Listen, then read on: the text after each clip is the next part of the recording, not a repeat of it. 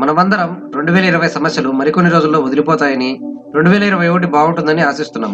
బల్గేరియాలోని అందురాలైన బాబా వంగ మాత్రం 2021 ఏమాత్రం ఆనందకరంగా ఉండదని చెప్పారు.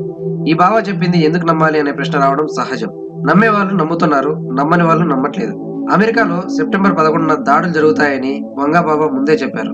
2021 మరింత దారుణంగా ఉంటుందని, విపత్తులతో ఉంటుందని చెప్పారు.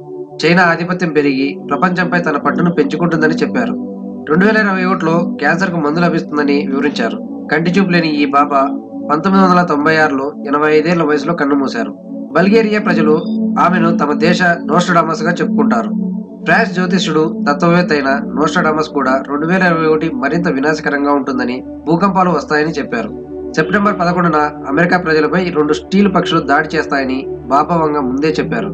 బాబా వంగ 5079 వరకు భవిష్యత్తును అంచనా వేశారు. 2021లో డ్రాగన్ అంటే చైనా ఈ ప్రపంచాన్ని తన గుప్పిట్లో పెట్టుకుంటుందని, దానికి వ్యతిరేకంగా 3 భారీ దేశాలు ఒక్కటవుతాయని చెప్పారు. 2021లో చాలా వినాశకాలు జరుగుతాయని, విపరీతమైన ప్రకృతి విపత్తులు సంభవిస్తాయని చెప్పారు. 2021లో క్యాన్సర్ కి మందు కనుక్కుంటారని చెప్పడం ఓ పాజిటివ్ అంశం. వంగా బాబా చెప్పిన చాలా విషయాలు నిజమయ్యాయి. ఎన్నో సంఘటనలు ఆమె చెప్పినట్టే జరిగాయి. డొనాల్డ్ ట్రంప్ 2020లో మృత్యు అంచుల దాకా వెళ్లి వస్తారని చెప్పారు.